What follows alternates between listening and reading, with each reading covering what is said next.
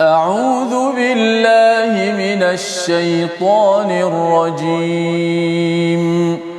بسم الله الرحمن الرحيم. الحمد لله رب العالمين. الرحمن الرحيم. مالك يوم الدين. إياك نعبد وإياك نستعين. اهدنا الصراط المستقيم. صراط الذين أنعمت عليهم غير المغضوب عليهم ولا الضالين.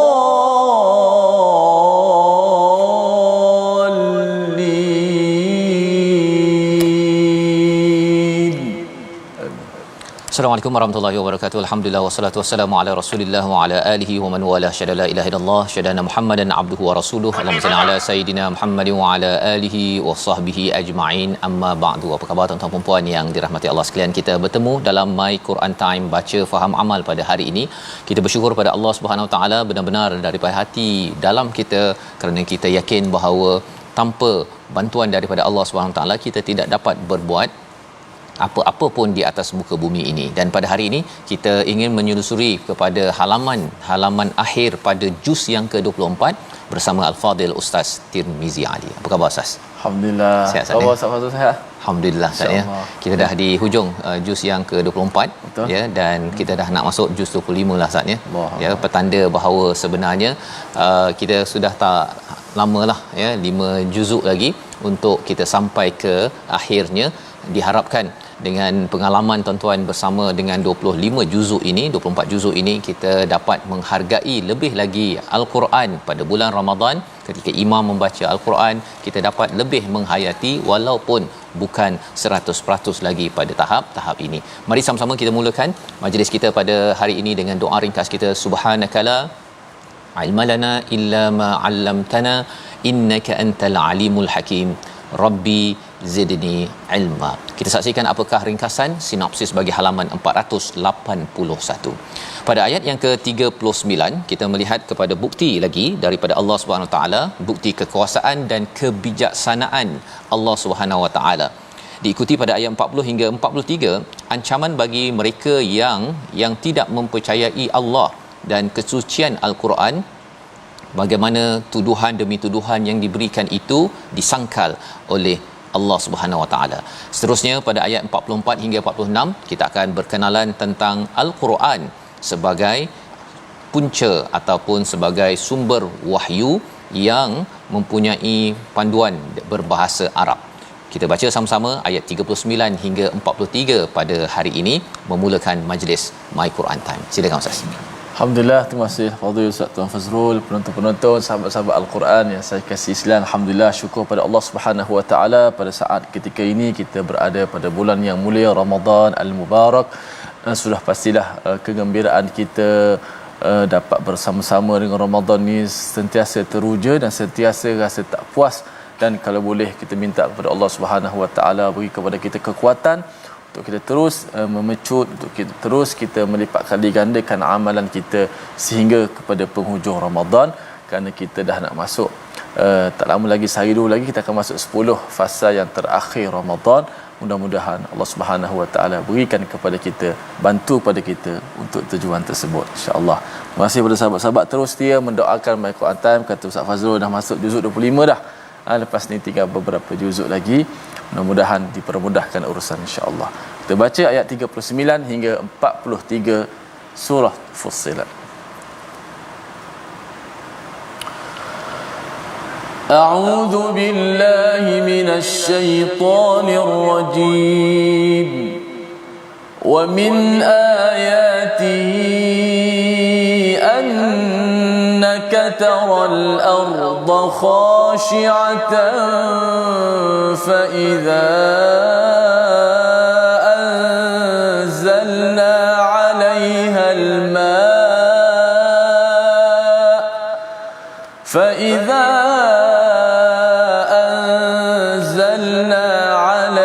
الماء اهتزت وربت إن الذي أحياها لمحيي الموتى إنه على كل شيء قدير إن الذين يلحدون في آياتنا لا يخفون علينا أفمن يلقى في النار خير أم من يأتي آمنا يوم القيامة اعملوا ما شئتم إنه بما تعملون بصير إن الذين كفروا بالذكر لما جاءهم وإنه لكتاب عزيز لا يأتيه الباطل من بين يديه ولا من خلفه تنزيل من حكيم حميد ما يقال لك إلا ما قد قيل للرسل من قبلك إن ربك لذو مغفرة وذو عقاب أليم صدق الله العظيم. Surah Al-Azim, itulah bacaan daripada ayat 39 hingga ayat yang ke-43.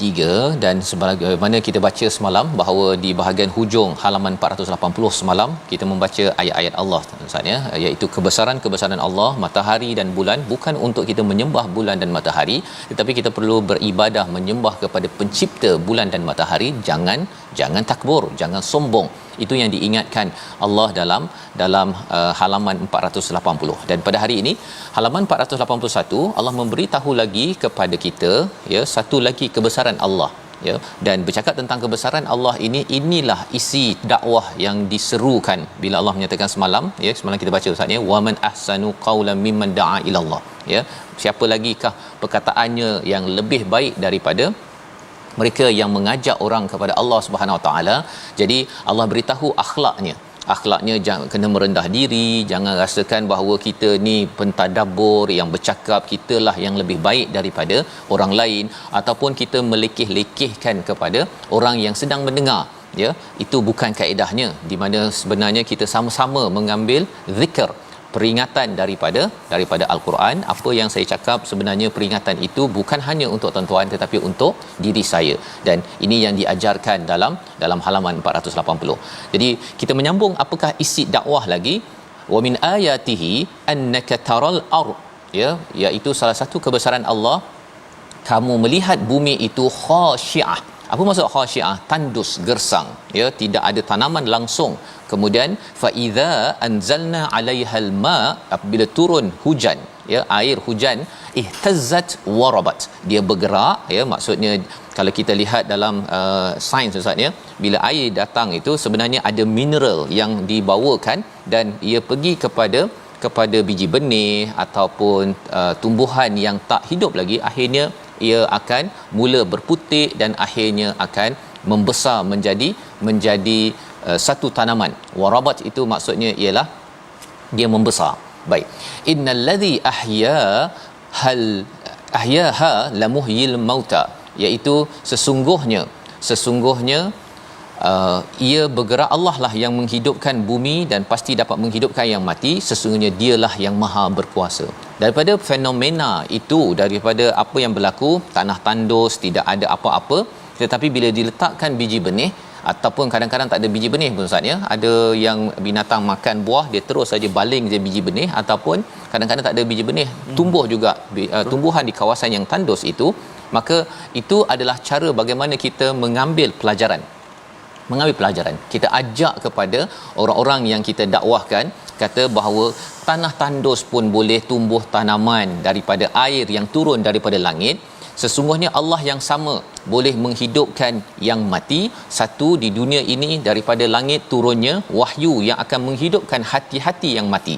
Jadi kalau kita rasakan bahawa orang itu degil, ada kawan kita yang tak boleh makan saman, macam-macam lah perangai dia, Quran datang daripada langit ini, ia boleh menghidupkan hati yang mati. Dan lebih daripada itu, bila sampai di akhirat nanti, kita akan yakin bahawa mudah bagi Allah untuk menghidupkan balik kita yang mati, yang diletakkan, yang berada dalam kubur. Innahu ala kulli syai'in qadir. Allah menyatakan sesungguhnya pada setiap syai', pada setiap sesuatu itu Allah amat berkuasa untuk menghidupkan hati orang-orang di dunia ini dengan Al-Quran, dan berkuasa untuk menghidupkan orang yang mati bila sampai di akhirat nanti. Jadi pelajaran daripada sini ialah apa? Bagi kita tuan-tuan, kita selalu akan menaruh kepercayaan yang besar kepada Allah dengan kita mendekati Al-Quran. Kita bekalkan, kita kempenkan My Quran Time, kita share Ustaz ya, beritahu pada kawan, catat nota, dan kita share dengan ahli keluarga dalam WhatsApp grup kumpulan keluarga masing-masing. Semua itu adalah doa harapan kita, usaha kita untuk menjadi da'a ilallah ya, yang menyeru kepada Allah, dan Allah memuji siapa lagi yang lebih baik perkataan yang dia cakap, yang dia tulis dalam WhatsApp, di Facebook ataupun di mana sahaja ya. Malah bila hari raya nanti pun tetap juga nak membawakan rakan ahli keluarga kita ke arah kebaikan. Ayat yang ke-40 Allah menyatakan pula satu kumpulan lain. Satu kumpulan tadi maksudnya yang menghargai, melaksanakan dakwah, mengajak orang ke arah kebaikan. Tetapi satu lagi kumpulan adalah kumpulan yang yulhidun. Innal ladzina yulhiduna fi ayatina, iaitu mereka yang menyimpang. Yulhidun ini daripada perkataan lahad Ustaz ya. Ya, kalau kita masuk dalam liang lahat tu, dia tanah, lepas tu dia ada ke tepi tu kan, baru dimasukkan jenazah. Maka bila istilahnya yulhidun di sini adalah orang yang sepatutnya lurus berinteraksi dengan ayat-ayat Allah, tetapi dia membengkokkannya, dia menyimpangkannya. Kerana apa? Kerana dia cuba untuk sombong dan dia cuba untuk menyembunyikan sesuatu. Tetapi Allah menyatakan apa? La yakhfauna alaina. Ya, orang-orang yang menyimpang daripada ayat-ayat kami, mereka tidak boleh menyembunyikan mana-mana pun daripada amalan mereka. Mereka akan diberi apa? Afaman yulqa finnari khairun amman yati aminan yaumal qiyamah. Allah kata mereka yang nak sembunyikan ini, sembunyikan keburukan yang mereka buat itu, apakah sama dengan mereka yang ataupun yang diberikan neraka berbanding dengan mereka yang diberikan keamanan, bukan keimanan, keamanan pada hari kiamat. Adakah sama? Sudah tentunya tak sama. Orang yang ada rumah, tak ada rumah pun dah tak sama, apatah lagi kalau kita bercakap tentang rumah yang bagus, aman, ya, sentosa, berbanding dengan api neraka yang penuh dengan kepanasan dan kedahsyatan. Jadi di situ disambung lagi i'malu ma syi'tum, iaitu buatlah apa yang kamu suka kerana balasannya sudah jelas. Innahu bima ta'maluna basir, sesungguhnya Allah itu amat melihat kepada apa yang kamu buat. Apa yang kita buat tuan-tuan, kita membaca Al-Quran, kita bercakap perkara yang baik, Allah nampak. Allah nampak apa yang kita sedang buat. Walaupun kadang-kadang kita buat baca Quran, sembahyang tarawih, kadang-kadang kita rasa macam tak ada orang nampak Ustaz kan, ataupun kita rasa macam mengantuk ni, dah letih lah pun rasa nak tidur balik. Mungkin bagi setengah ialah mak mertua tak nampak, ayah tak nampak, ataupun kalau adik-adik yang duduk di asrama yang mendengar mengikuti program ini, ayah tak nampak, cikgu tak nampak, pada hujung minggu boleh tidur daripada pukul 12 sampai pukul 12 tengah hari esoknya. Tetapi innahu bima ta'maluna basir, Allah nampak. Ya, Allah nampak. Itu membina satu tanggungjawab dalam diri kita bila kita tahu bahawa Allah nampak bila kita beriman dengan perkara ini. Itu sebabnya pada ayat yang ke-41 Allah menjelaskan sekali lagi apa sebab seseorang itu dia jauh daripada hidayah. Ayat 41 kita baca sekali lagi untuk sama-sama kita ingatkan pada diri kita, jangan sampai kita mengabaikan isi kandungan ayat ini. Silakan Ustaz. Baik, kita baca pada ayat 41, mudah-mudahan kita tidak menjadi seperti golongan ini. Mudah-mudahan Allah Subhanahu Wa Taala berikan kepada kita hidayah dan kita sentiasa bersama dengan hidayah Al-Quran. Inilah petunjuk yang paling tepat, aqwam yang paling tepat, yang mesti kita ikuti panduan dalam kehidupan kita, maka kehidupan kita akan jadi lebih baik dan lebih mudah dengan Al-Quran, insya-Allah. Ayat 41. A'udzubillahi minasyaitonir rajim. Bismillahirrahmanirrahim. Innal ladzina kafaru bidzikri lamma ja'ahum wa innahu lakitabun aziz.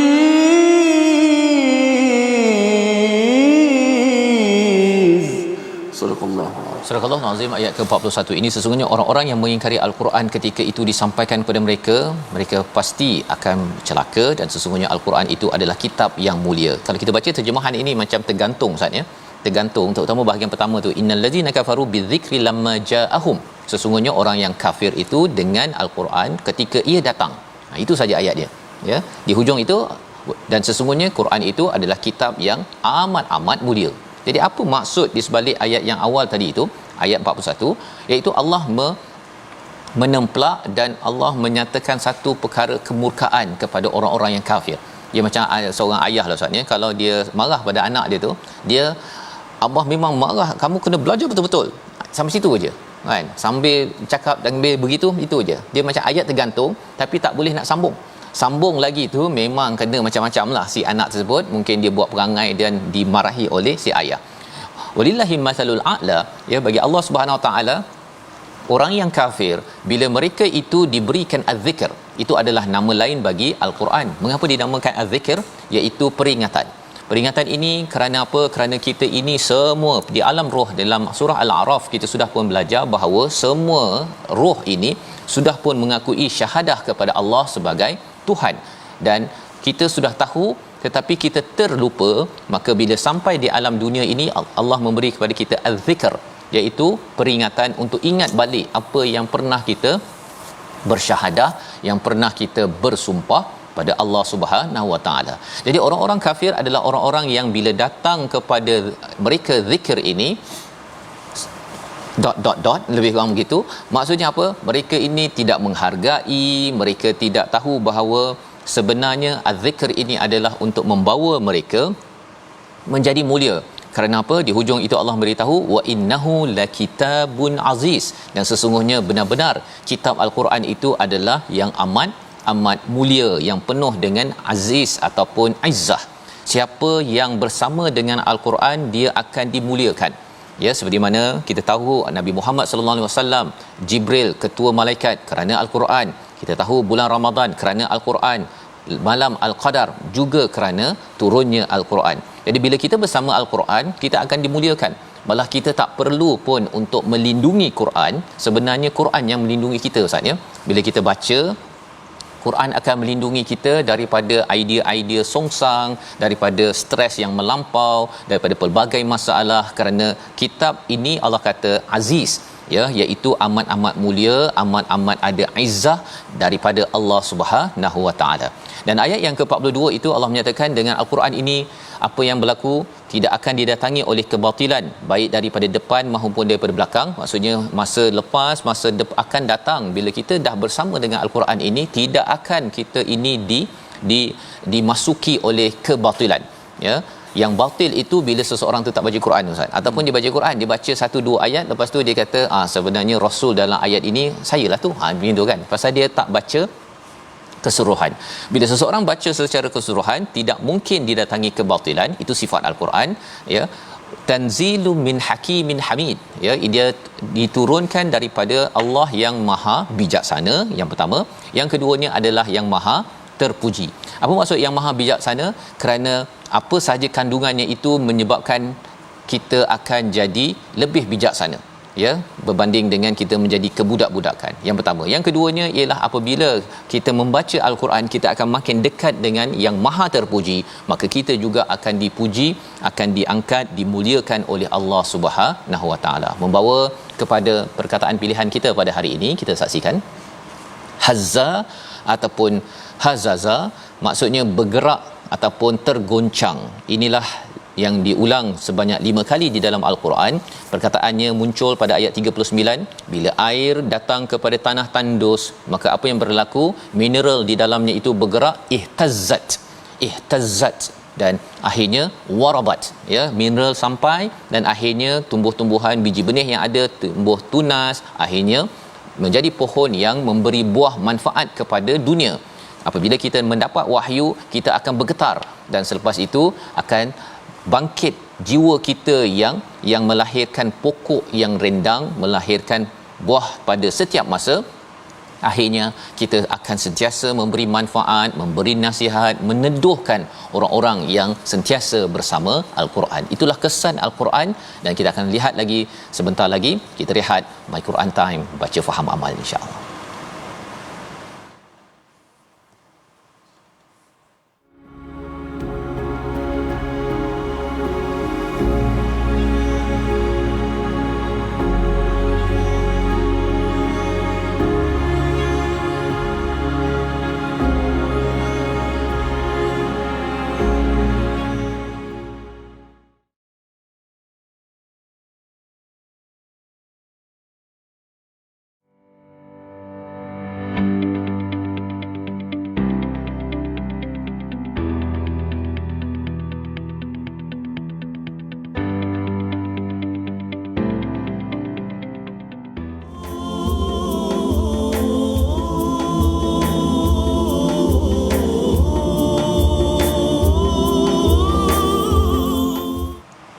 فيا رب بالقرآن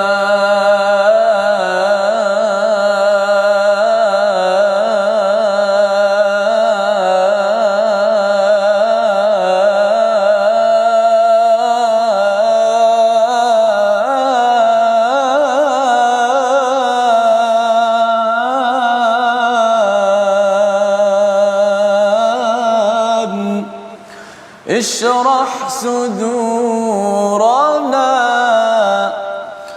وحقق لنا بالذكر نصرا مؤيدا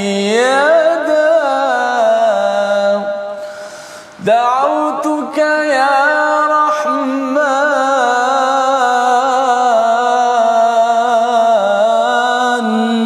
يسر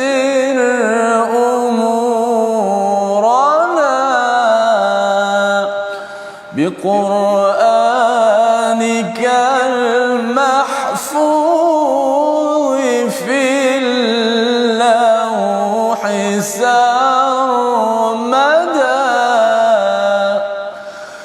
فيا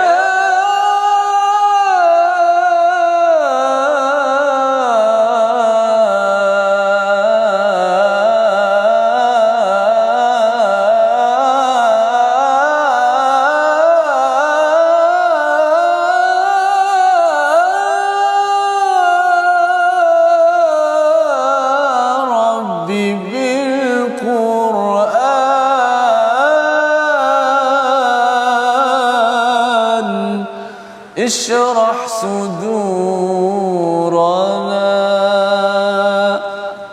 Wahai Tuhan kami, dengan Al-Quran maka terangkanlah hati kami, dan jadikanlah Al-Quran itu sebagai pertolongan yang hebat buat kami. Wahai Tuhan, kami menyeru kepadamu, wahai Ar-Rahman, permudahkanlah segala urusan kami, dan Quran dengan Quranmu yang terpelihara di Lauh Mahfuz. Ini sebahagian daripada bait-bait qasidah berkaitan dengan Al-Quran.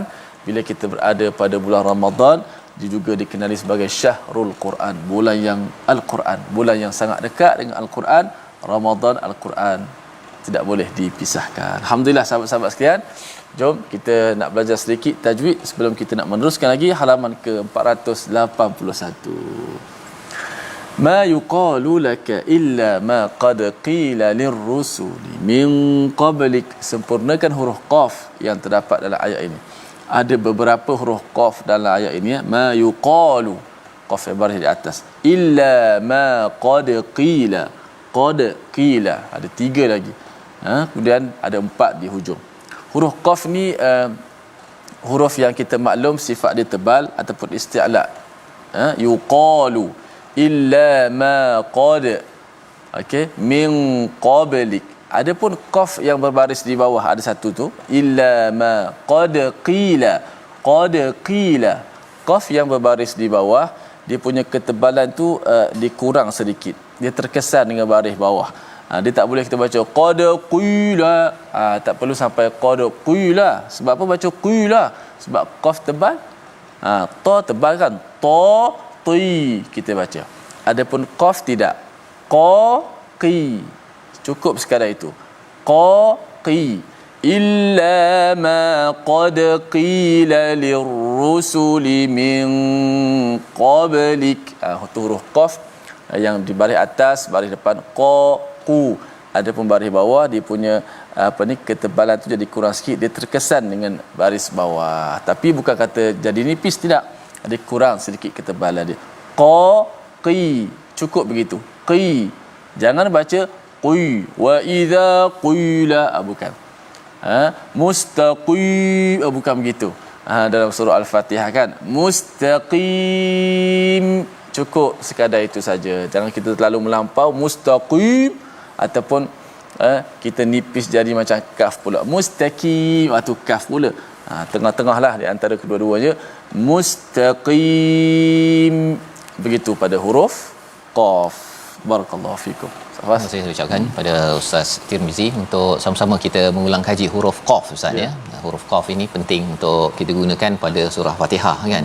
Ada, kalau tidak nanti dia akan silap jadi mustaqim, ya, dan juga pada kaf jadi qaf pun ada juga kan, pasal nak lebih Arabnya, daripada Arab, tapi supaya ia perlukan pada ilmu yang benar.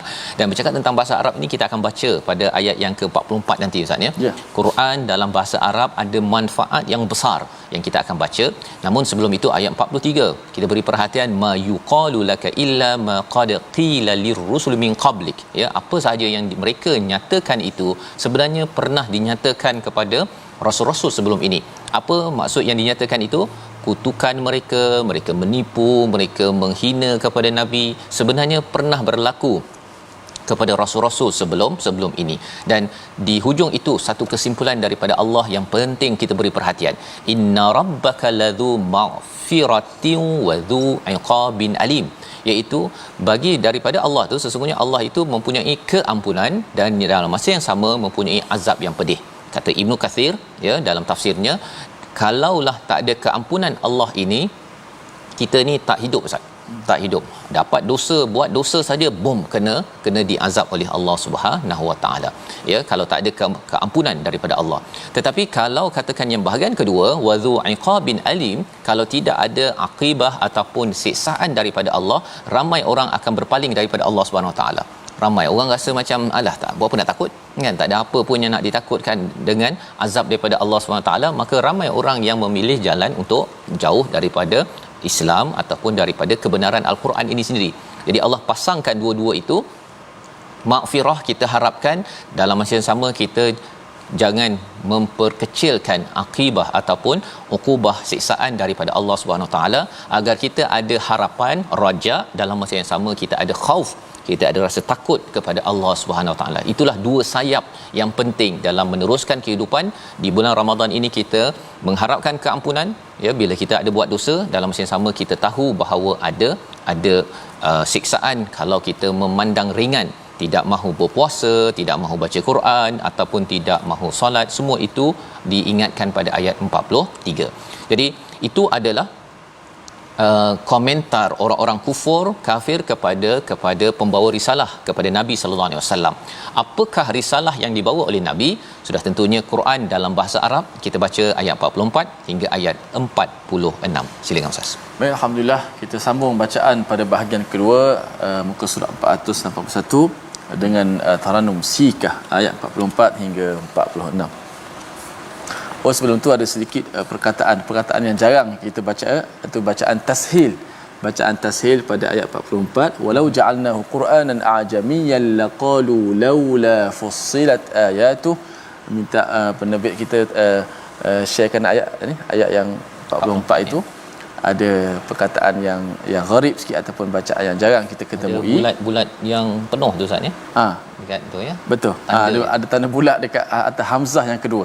Itu asalnya adalah hamzah yang kedua. Asalnya a'jamiyun. Okey. Barakallahu fi a'jamiyun. Yang ada bulat tu di atas alif tu, itu adalah hamzah kedua asalnya. Tetapi ditukarkan, letak tanda bulat nuktah di situ, saudak yang hitam, menandakan itu adalah hamzah kedua dibaca dengan tashil. Tashil ni bacaan antara hamzah dan huruf mad. Kita tak baca jelaskan hamzah kedua tu, kita baca a'jamiyun. Ditekankan hamzah kedua tapi sebagai tashil. Tidak disebut hamzah secara tahqiq. A'jamiyun. Bukannya bukan. Siapa sebut a'jamiyun? Sekali lagi. Ayuh. Hamzah tu tetap ditekan, tapi ditekan sebagai tashil. Mudah cara. Sebab nak sebut tu mungkin payah. Sebab apa? Ada 3 huruf kerongkong kat situ. Lepas tu ain nak masuk dalam ain pula. 3 huruf kerongkong, jadi payah juga nak sebut tu.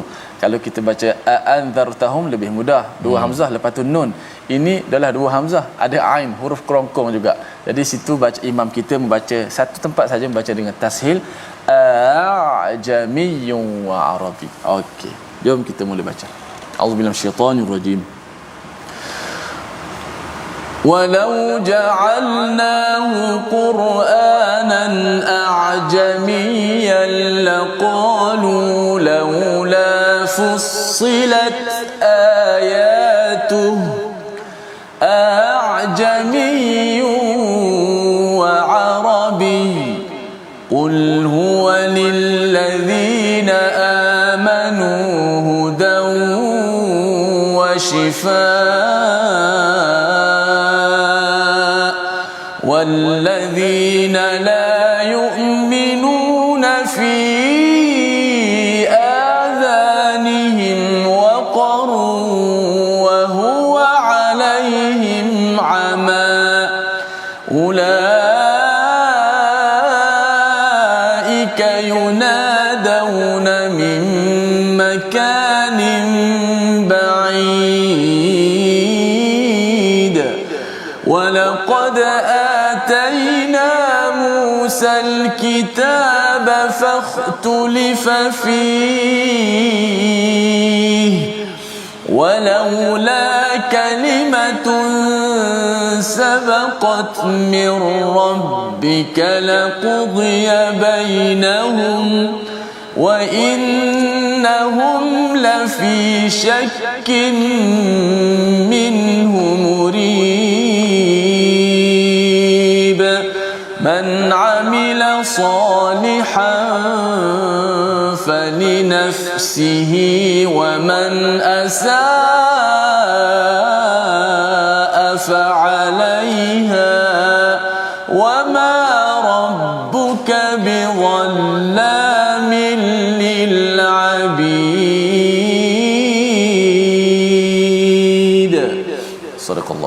Surah Al-Azim, gitulah bacaan daripada ayat yang ke-44 hingga 46 untuk sama-sama kita melihat kepada apakah risalah ya. Kita bercakap tentang dakwah ya, wa man ahsana mimman da'a ila Allah.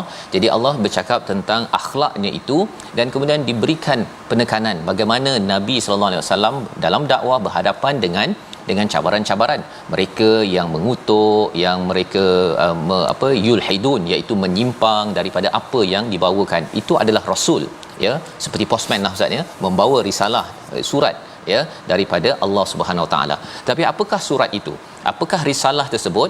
Itulah yang dinyatakan pada ayat 44, walau ja'alnahu qur'anan a'jamiyan laqalu laula fussilat ayatuh. Jikalah Quran ini diturunkan dalam bahasa asing selain daripada bahasa Arab, mereka akan cakap, mengapa tidak dijelaskan ayat-ayatnya? Mengapa tak berapa boleh difahami?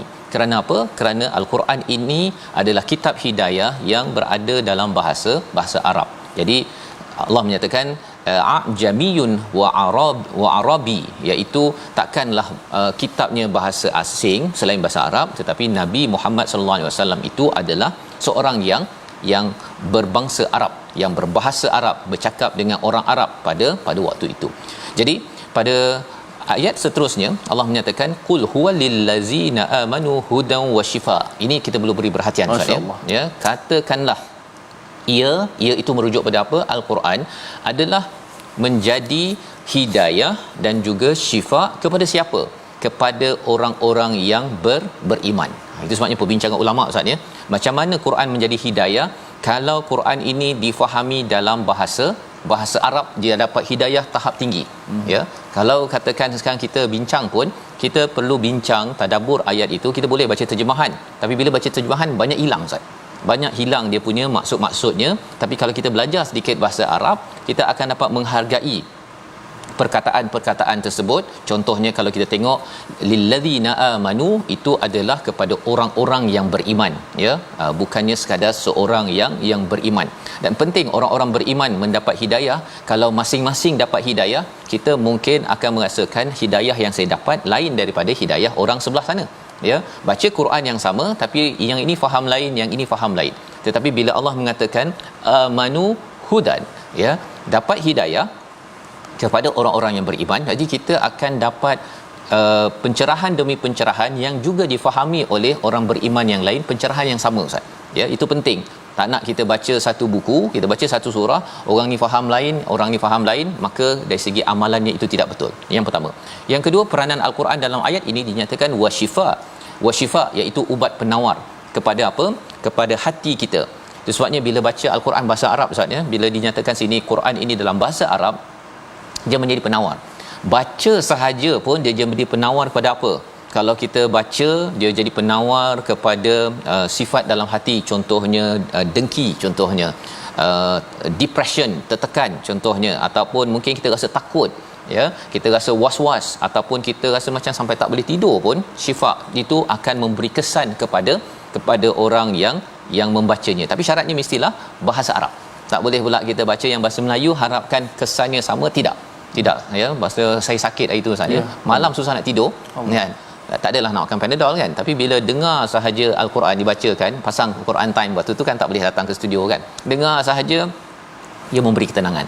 Dan malah kita tidak berfikir secara horizontal, maksudnya ialah bila nak baik kan begitu kan. Bila dah makan ubat dengan sakit je, kita akan rasa bila nak baik. Tetapi bila kita dengar Quran, macam bius juga. Dia macam bius. Dia macam bius. Kerana apa? Kerana kita bawa fikir, dibawa pemikiran kita ke langit. Kan? Kita berfikir benda yang kalau tidak kita fikir bila nak sembuh, bila nak kurang sakit. Tapi rupa-rupanya Allah bawa kita dalam al-Quran ini pergi ke akhirat, pergi ke sana, pergi ke sini. Itulah kesan syifa ya, sehingga kan kita berbanding dengan hanya berfokuskan kepada penakut kita. Contohnya Al-Quran akan mendidik kita, akhirnya kita akan jadi bangkit. Seperti mana kita baca surah Ghafir sebelum ini, kita tengok bahawa pemuda ini duduk zaman Firaun tetapi berani pula dia bercakap untuk membuktikan kebenaran. Saya pun mesti buat sesuatu, tak panjang pendek, saya mesti bangkit sebagai bukti bahawa saya ini bersyahadah kepada Allah Subhanahu Wa Taala. Itu kesan bila Quran ini dibacakan malah dengan suara yang bagus Ustaz ya, dia akan memberi kesan terapi kepada hati kita. Walladzina la yu'minun, mereka yang tidak beriman, pada telinga mereka ada sumbat dan pada mereka itu ada buta. Ama ini adalah buta, tidak nampak petunjuk daripada Allah Subhanahu Wa Taala. Dia orang lain mungkin rasakan bahawa dengki, marah ini adalah sebagai satu perkara yang negatif. Bagi dia kata kalau saya tak dengki, itu bukannya manusia. Dia kata sampai tahap gitu, dia membuat falsafah yang kita pun rasa pelik ya apabila kita ada hidayah. Tetapi orang yang ama, orang yang buta, dia rasakan bahawa kalau dia nak rasa dia nak menggoda, apa istilahnya, nak kacau orang lain maksudnya, ataupun dia nak bercakap pasal hal orang lain, dia rasakan bahawa normal lah kita cakap pasal orang lain, kutuk-kutuk sikit, kongsikan kelemahan orang lain, itu biasa. Kerana hatinya itu tidak nampak bahawa itu adalah satu perkara yang kurang ataupun salah. Ulaika yunadawna mim makanin ba'id. Perkara ketiga bagi orang yang tidak percaya kepada al-Quran, seperti yang tadi, satu ada sumbat, dia tidak dapat mendengar dengan baik, dia tidak nampak petunjuk, dan yang ketiganya ialah dia seperti diseru daripada tempat yang jauh. Apa maksudnya? Kalau contoh Ustaz, kalau katakan kita marah seseorang, orang tu dekat je, tapi kadang-kadang kita akan menjerit macamlah orang tu jauh sangat ke sana. Ya, pasal apa? Pasal pada waktu itu hati kita ini ada masalah dengan orang di depan. Kalau katakan saya ayah ke, sebagai ibu ke, kalau kita marah, kita menjerit orang anak tu kat depan je. Mengapa jadi begitu? Kerana hati itu jauh daripada anak. Kalau hati dekat, walaupun anak itu berbuat salah, kita tetap juga okey, kemaskan ataupun sapukan elok-elok, tak apa, itu yang penting anak abah tidak cedera, contohnya. Itu adalah tanda hati yang dekat. Apabila seseorang itu seperti diseru daripada tempat yang jauh, Quran dekat, Allah dekat, tetapi dia adalah jauh daripada Allah, dia menjauhkan diri daripada hidayah Allah. Dan ini adalah perumpamaan Allah beritahu pada ayat 44, bila seseorang itu tidak percaya the power ataupun kehebatan al-Quran itu sendiri. Dan bercakap tentang bagaimana interaksi dengan kitab ini, ada cabaran itu dirakamkan pada ayat 45 dalam sejarah Nabi Musa alaihi salam. Kita baca ayat 45 bersama Al-Fadhil Ustaz Tirmizi. Baik. Kita baca ayat 45 daripada surah Fussilat untuk kita menguatkan lagi pengetahuan kita pada muka surat ini sebelum ayat 46 penutup insya-Allah. A'udzubillahi minasyaitonirrajim. Wa laqad atayna Musa al-kitaba fakhtulifa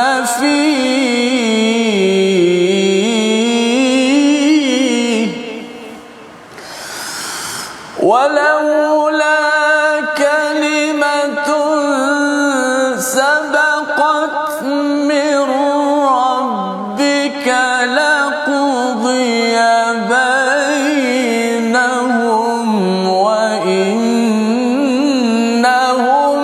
لفي شك منه مريب.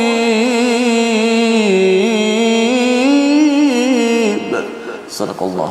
Surah Al-Azim. Allah memberikan kepada Nabi Musa itu Alkitab, ya, Alkitab iaitu Taurat, tetapi apa yang berlaku pada kaumnya iaitu mereka berselisih pada apa? Kerana isu hati, dan mereka mengutamakan selain daripada panduan daripada Taurat itu sendiri. Mereka gunakan hati mereka untuk bertelagah, dan Allah menyatakan kalau bukanlah Allah menangguhkan kalimatun sabaqat min rabbik, ketentuan Allah, maka memang hancur Bani Israel, kaum yang beriman pada zaman Nabi Musa, kerana bertelingkah, berbeza pendapat, tidak menjadikan Alkitab itu sebagai sumber rujukan.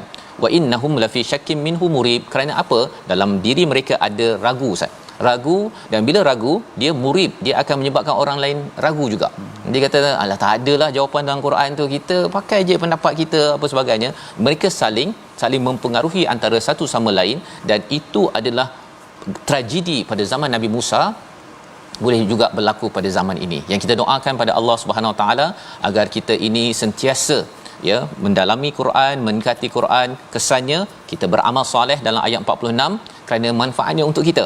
Tetapi kalau buat keburukan, kesannya juga atas kita, dan Allah tidak pernah menzalimi. Allah bagi panduan untuk kita sama-sama berjaya terus sampai ke syurga. Membawa kepada resolusi kita pada hari ini, yang pertama, jangan menyeleweng ayat-ayat Allah dan mentakwilnya secara batil. Yang kedua, Al-Quran itu ubat dan penyembuh, maka kita manfaatkannya setiap hari dan terus berusaha melakukan amal kebaikan. Kita berdoa, Ustaz. Bismillahirrahmanirrahim. Alhamdulillahirabbil alamin, wassalatu wassalamu ala asyrafil anbiya'i wal mursalin wa ala alihi wa sahbihi ajma'in. Allahumma arhamna bil Qur'an waj'alhu lana imaman wa nuran wa hudan wa rahmah.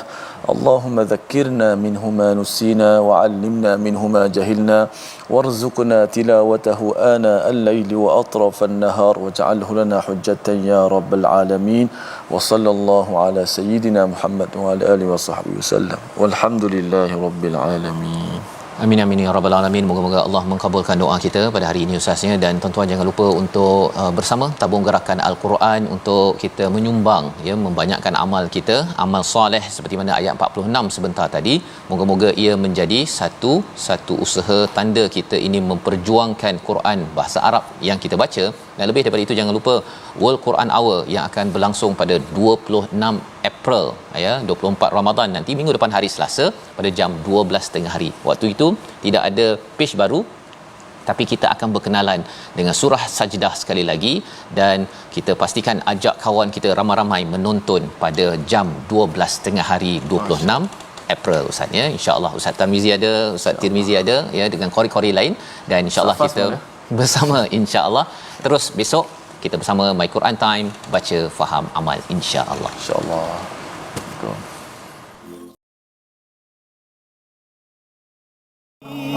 Di bibir sentiasa